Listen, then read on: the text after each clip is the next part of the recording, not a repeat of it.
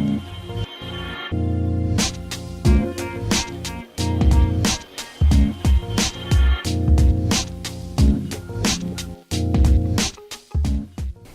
right, everybody, thank you for joining us at Mixology Made Simple. I'm here with Mr. Adam Rains of Las Vegas Cocktail Weekly. Thank you for joining us, and he's going to make us a cocktail too, so it's a double whammy. All right, so my first question for you is, why did you start the podcast in the first place? Started the podcast because I was thinking Las Vegas, we have so many stories. You know, so many bartenders have so many stories. And like the city, even though it's a newer city, I just thought it does have a story to tell. So that's one part of it. But then also as far as cocktail culture, in some ways we are lacking a little bit. You know, like as far as bringing freshness into play, bringing some classic cocktail back. Not everywhere gets it. You know, if you go to Joe Smo Casino Bar, it's not always where it should be. Yeah, right. So I just decided I should start it so we can have something for all posterity. And it's a reason for me to go out and have a cocktail myself. And always a good reason. Always a good solid reason. You know, it's a reason for me to go have a cocktail, and it's just to continue my learning. Because otherwise, I might just be at home changing diapers or something. Whatever. You know? Right.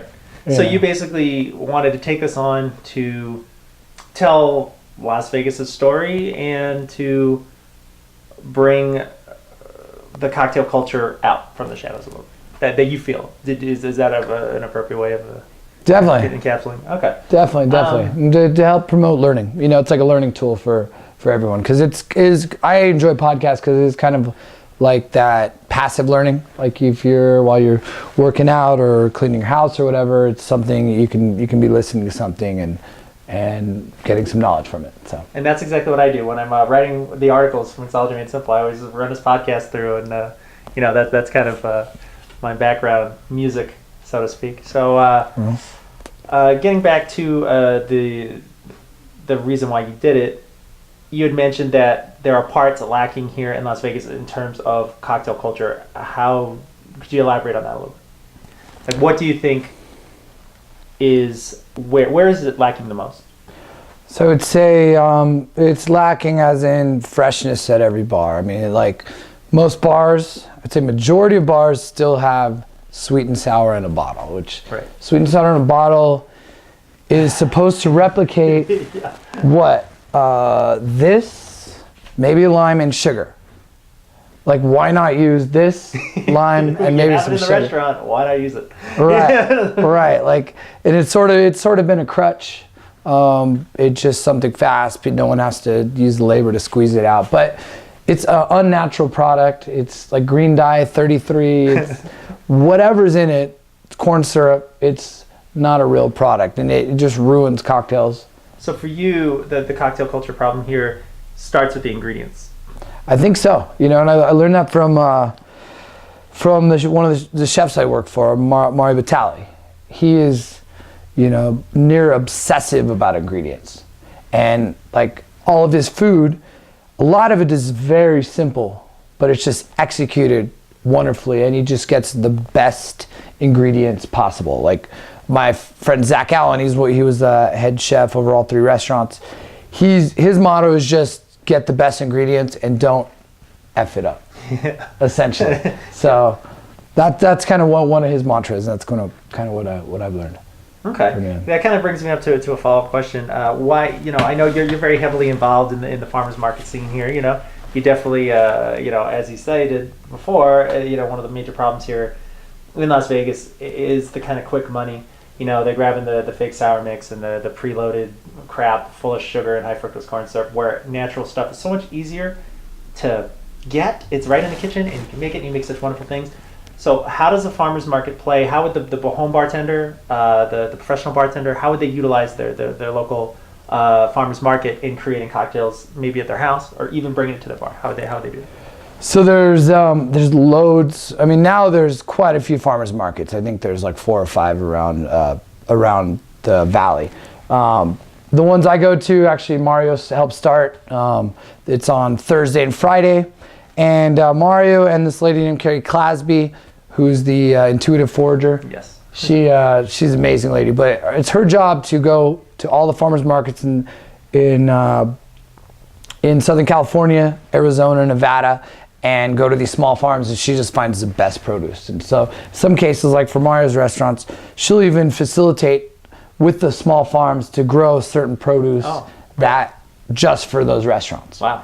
So basically all that great produce that like Mario gets, Tom Colicchio does it at his restaurant, Gordon Ramsay at Steak also uses some of her produce. Like she started the farmers markets to help as kind of like a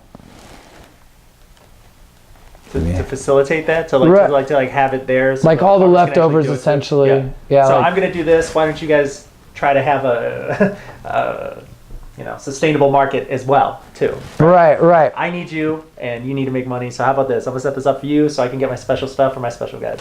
Right. But hey, it works for us because we can get some amazing produce out there. Yeah, so it makes the cocktails better. You can find ingredients that you can't find anywhere else, and it's local as possible. California, Nevada, Arizona, as local as possible, and sometimes like a day out of the ground, a day off the tree. Wow. And it makes an amazing difference in flavor when you get the stuff that's as fresh. I just came from the farmer's market this Wednesday, and we had apples and from Gilcrease Farms. Oh my God, It's out of control. You can taste it. It's like you haven't been eating them this whole time. Right. It's a whole nother world. So now how would outside of Las Vegas though, in general, like how would let's say we have a viewer in Phoenix, what should they do? Where should they look? Should they just look Phoenix farmers markets and try to round up and find the scene out there? I think so, yeah. Wherever you're at, I think around the country there has been more of a farm to table movement, more sustainably, a movement towards sustainable farming, as opposed, the pendulum swung from that major agribusiness, the GMOs, all of that. People are kind of becoming more aware of what our grandparents had.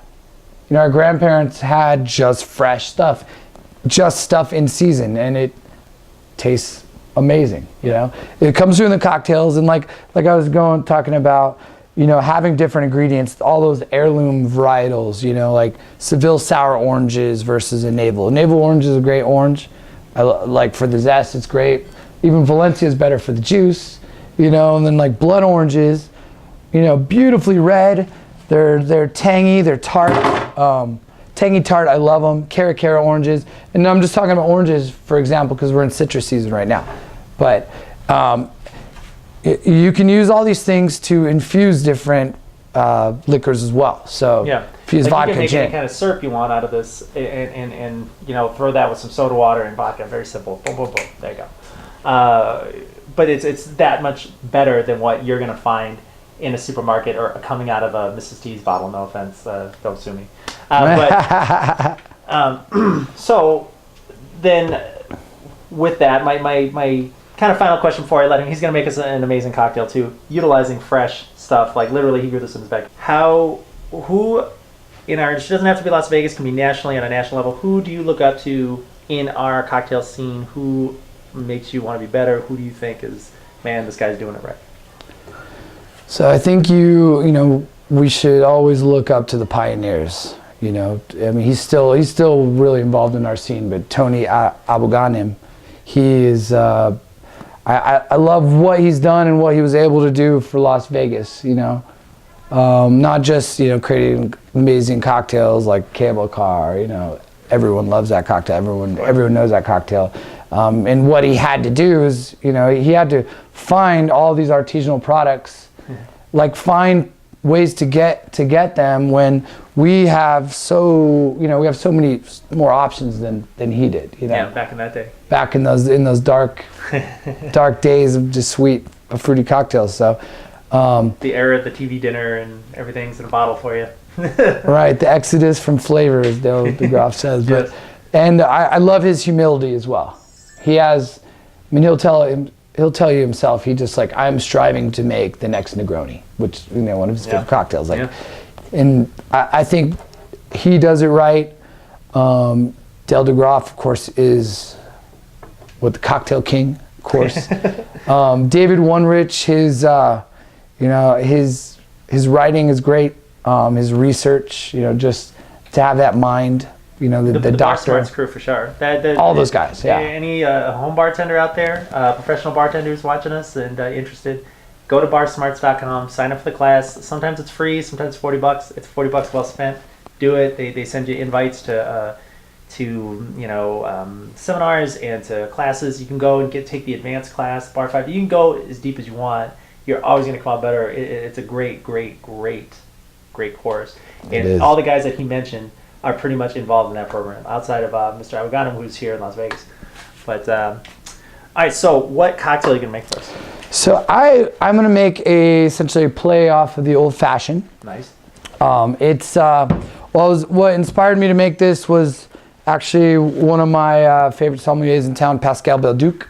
His favorite chocolate bar was called Les Vosges. Les Vosges. Les Vosges. It had There you go. Campari in it, obviously chocolate, hibiscus. Campari was in the chocolate? Yes. Damn. And blood orange. Nice. So I said, he's like, here, make me a cocktail, and whatever, you know, in his accent. I love the voice. You know, so he's a French guy, French and Canadian. So, Oh boy. you know. Double whammy. Yeah, double whammy. Double whammy. He's great. Double whammy of good. Yes. Yeah. He's one of my mentors. I've learned a lot from him.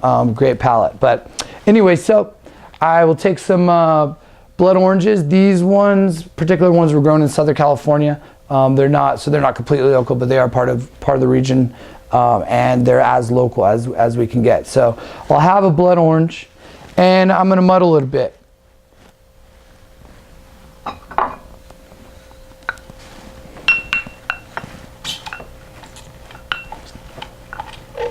And I want to get all that juice and some of those essential oils.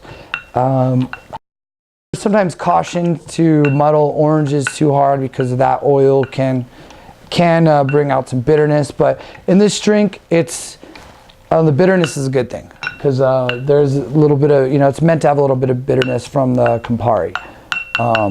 And it brings a little more complexity to it. So muddle a little bit of that, and I'll take some Fee Brothers Aztec chocolate bitters. Word. About 4 dashes in there. And I'm going to use some hibiscus simple syrup that we made just a moment ago in Raul's kitchen. Simple syrup. It's easy. Simple Sugar, water, and stuff. Yeah. Brings a beautiful red color to go along with that, the blood orange color. And this recipe will vary a little bit. I will dial back the simple, like if I'm using bourbon, but in this case I'm going to use some rye. So I have the simple up there a little bit more. And you could of course play with it, because you do want to play off this ingredient, Campari, famous aperitivo bitters from Milanos, as we're supposed to say. And so the hibiscus syrup can sometimes take some of the heat off of that as well, the bitterness off of that. You can smell the Campari the minute you pour it in the glass. It's so fragrant. All that orange and chocolate and stuff. This is a really cool cocktail, guys. So, and then I'm going to use some Templeton rye. Of course, this is a rye from Iowa, which is some of my family's out there. Go to Iowa. The Iowa side? The Iowa side, yeah. I don't know what that was. That was peace. No, I just did gang symbols. Now I'm going to get a shot. Back. So I'm going to do 1.5 ounces of that. And I don't think I told you the ounces. With the hibiscus, I'm going to do 1/3 of an ounce. I know Raul loves that measure. 0.75. And then 1/3 of the hibiscus. But we'll have it on the type on the bottom there. So I'm going to throw in a little bit of ice. And this one, I know we could shake it, but I found, because there's juice in it to wake it up, but I found we do get a little bit of too much dilution in that. You are going to stir. I'm going to stir this one. So normally, the rule is like you can only stir if it's all spirits, but there are exceptions to the rule. I have a cocktail coming up that's all spirits that I'm shaking, and it's topping off with ginger beer. This, for instance, he's saying it's too much dilution because when you shake, you're adding about 25% water, up to 25% water, depending on how much you shake, the state of your ice. So if that water is going to kill your cocktail, then you want to go to a stir and then filter all that stuff out. So, of course, with any cocktail, especially one of the natural ingredients, you want to taste it. I know this one is right on. And sometimes, especially with the blood orange as a natural ingredient, sometimes, you know, I want to dial up the juice on it. So I pre-squeeze just a tad bit, because that blood orange didn't seem as juicy as that's another thing to keep in mind is always have in the back squeezed juice prepared. Always in our recipes when we're talking about the fresh juice. You know, you can take it right off the lemon, the lime, the orange, but always have some squeezed stuff on the side so you can bang it out. What if somebody wants another one? You know, you want to screw around squeezing stuff. You have it pre-done in a little squeeze bottle. You can buy them from Bed Bath & Beyond. You can, you know, order them offline, whatever. And then just like he has in that our simple serve here, you know. So you could just have your blood orange, your lemon juice, whatever you want here on the side when you're making cocktails for your guests. And we'll pour. That's a beautiful color. And I do love the color of the red, and you know, from the Campari, the hibiscus, and the blood orange. So with garnish, sometimes I will take, you know, sometimes I will just hit it with a little bit of soda too, depending on if I want to liven it up a bit. This one I think is fresh and live enough. But I do one last step. I like to rim the glass with just a bit of the essence of the oil, you know, over the cocktail, and then rub it right around here, because that's where people put their hands, and you just want them to smell that wonderful oil, orange oil. And then also, I'm going to just rim it with a little bit of that chocolate, because the chocolate in this cocktail should be subtle, but it definitely should be there. So I want it with every sip to have a little bit on the front end and the back end. So, and we'll just have a blood orange garnish here, and little bit of rosemary. This rosemary right here is from the yard. It's one thing that grows great in Las Vegas. It grows like crazy. So, and then I just kind of do it right there, and then so that way when you're drinking it, you get a little bit of all those aromas. And all the aromas together, and it looks beautiful. All right. Cheers. So we were talking earlier about Mr. Tony Abou-Ganim and about some of the people you look up to and some of the people that helped you, you know, get inspiration or just you know, just find it for you. We were talking about the Bar Smarts cats. Who else? Who else is in that crew? I'd say it's I'd say, you know, a lot of people I work with. I mean, I don't want to brown nose too much around here, but this guy's the man to work next to. Learn a lot from you. I learn a lot from Gene. He's great. Jose's great. Jose Salinas, Gene Samuels over at the pub. Because I think we should be able to learn from everyone around us, either what to do or what not to do. In a lot of cases, you know. But we got lots of examples of that at Caesars. Right. I kid. Right. But also at B&B, Eric Hobby. I've worked with him for a couple of years now, and I've worked with him maybe like 4 years now. He actually got me re-inspired. Really? Because it's kind of in that rut where I'm just here to make money. I'll make we still made great Manhattans, great Negronis. We made it and we did it. But like when he got hired, he actually, you know, he kept bringing things from home, ordering things online just to make for these cocktails. And we're like, you're not getting extra money for this. Why are you doing that? You know, but he would do it in constant. He was every day trying to make something new. So it was like, definitely got me inspired, re-inspired again. You know, that's awesome. So I just wanted to mention him. And he's done some comps too. He's, you know, I'm not necessarily a competition guy, but you can be. You should be. I'm trying to get him out there. You know. Yeah, it's a great learning experience. In the competition, come on. And that shake. you watch the amaretto video. You see the shake. But okay, cool, man. So when you're saying you know, always speaking to, you can learn from everybody. You can always take something from someone.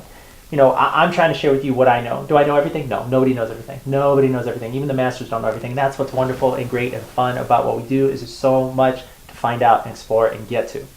And we should all be doing it together. You know, why fight against each other? Let's just all share and learn from each other. And that's a good strategy on your part, homie. Take what you can, because this guy teaches me a lot too. You want to know anything about Italian Amaros? Forget it. This is the guy. I mean, you blew my mind when I came into B&B. Next time you're in Las Vegas, stop by and check him out too. All right, Mr. Adam Rains of Las Vegas Cocktail Weekly. Our readers want to know how do they get this podcast action? So very simple. I think the best way is to go on iTunes and just type in under search under podcast, or even just at the top Las Vegas Cocktail Weekly, and it'll come right up, and just hit subscribe and then you'll get it automatically. It'll go directly to your computer or your phone even. You can download on your phone. Of course, Facebook, it's Las Vegas Cocktail Weekly, comes up the same way. Just go in and search for it, like my page. Yes, like page. We're partners with them there too. So if you're already reading Mixology Made Simple, we have the latest episode of Las Vegas Cocktail Weekly up on our page, which you can click through and link through there as well too. So, all right, man. Well, thanks for coming in. Thanks for dropping by, and thanks for making that delicious cocktail. I appreciate you, brother. All right. Thank you for supporting us and hanging out with us today. Keep doing it. This guy's the man. Oh boy. See you guys.